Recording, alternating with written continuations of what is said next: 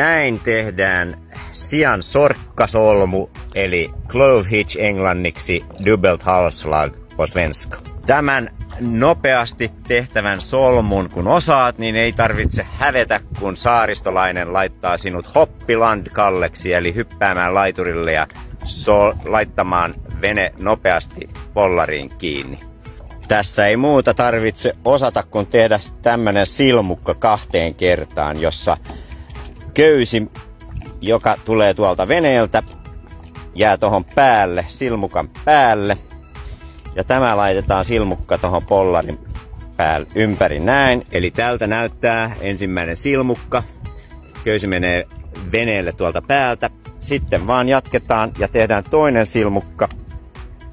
Ja heitetään se tästä yli näin.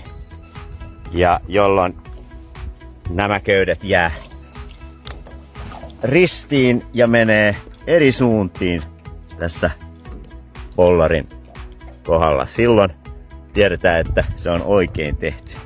Jos ne menisi toiseen samaan suuntaan, niin tämä on väärin tehty ja se löystyy. Eli ei näin.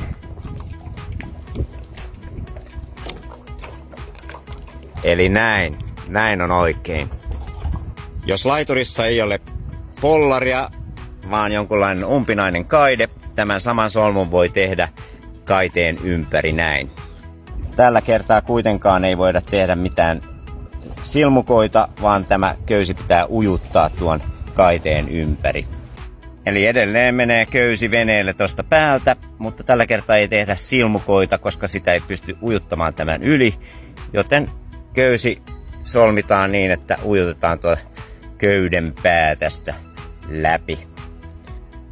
Näin, ja kiristetään ja katsotaan, että köydet menevät eri suuntiin taas tässä, jolloin se pysyy ja pitää.